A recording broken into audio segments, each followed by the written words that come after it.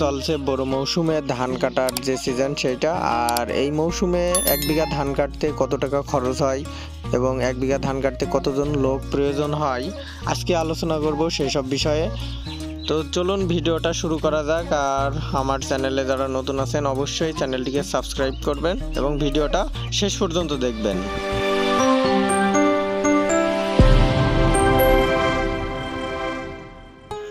বন্ধুরা, নতুন একটা ভিডিওয় আপনাদের সবাইকে স্বাগতম। আশা করি সবাই ভালো আছেন। বরাবরের মতন এবার আমরা চলে এসেছি বাংলাদেশের ঝিনাইদহ জেলাতে। তো বাংলাদেশ একটি কৃষি নির্ভরশীল দেশ। বাংলাদেশের প্রত্যেকটা জেলাতেই কম বেশি ধান চাষ হয়। তো সেই প্রেক্ষাপটে ঝিনাইদহ জেলাতে একটু বেশি পরিমাণেই ধান চাষ হয় এবং বড় মৌসুমে এখানে প্রচুর পরিমাণে ধান চাষ হয়। তো এই অঞ্চলের চাষাবাদের কেমন কি খরচ সেটাই আজকে আপনাদের মাঝে তুলে ধরার চেষ্টা করব। বন্ধুরা, আমার সামনে যে 4 জন ধান কাটছে তারা কিন্তু এই 10 শতক জমি ফ্রো নিয়েছে মাত্র 2000 টাকায়। তো তাদের কাজ কিন্তু এই 10 শতক জমি কেটে যদি তারা অন্য জায়গায় আবার জমি ফ্রন নেয় সেটা তাদের ব্যক্তিগত ব্যাপার। এই সিজনে ধান কাটার সময় হলে এই অঞ্চলে বাইরে থেকে লোকজন ধান কাটার জন্য এই অঞ্চলে চলে আসে। তো সব মিলিয়ে ধান কাটার যে মৌসুম, এই মৌসুমে কিন্তু বাহিরের লোকজনের প্রচুর আনাগোনা থাকে এই অঞ্চলটিতে এবং ধান কাটার যে মূল্যটা, যে দামটা তুলনামূলক হারে একটু কমে যায় বাহিরের লোকজন আসার কারণে। আপনারা তো মনে আছে একদমই কেটে ফেললেন।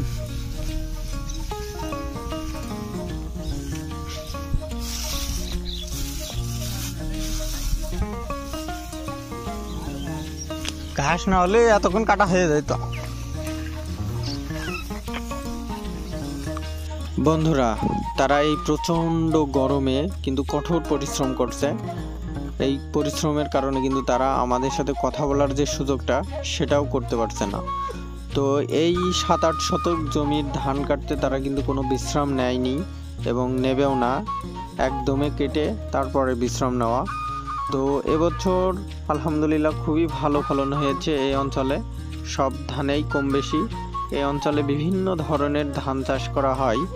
তো তার মধ্যে উল্লেখযোগ্য বাসমতি আর রড মিনিকেট এবং সুবললতা, এছাড়াও অন্যান্য ধান মোটামুটি এই অঞ্চলে চাষ হয়।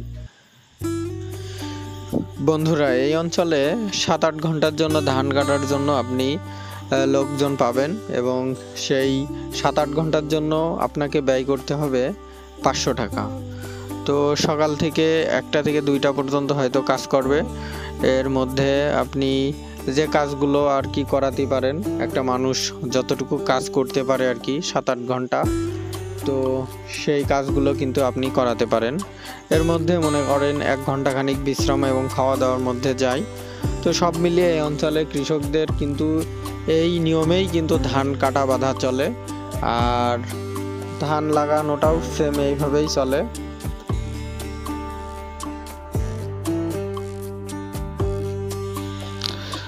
বন্ধুরা, আমার সামনে যারা ধান কাটছে এবং দেখছেন অনেক ধানই তারা কেটে ফেলেছে।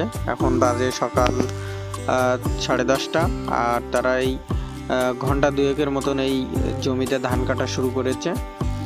তো এই 2 ঘন্টার মধ্যেই কিন্তু তারা 1 বিঘা প্রায় ধান কেটে ফেলেছে। তো তারা কিন্তু মাত্র 4 জন।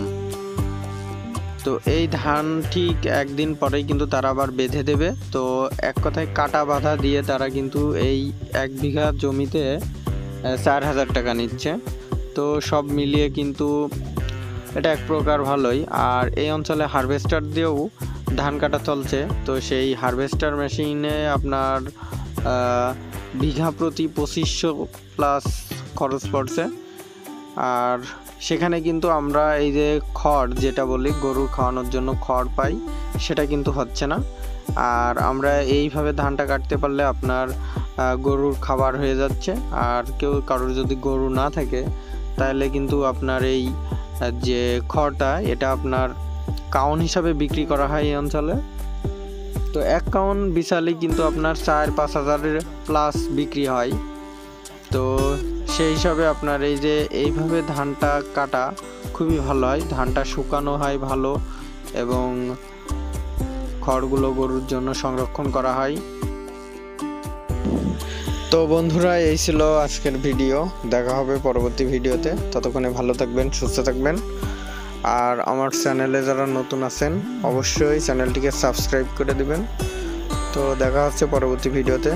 আল্লাহ হাফেজ।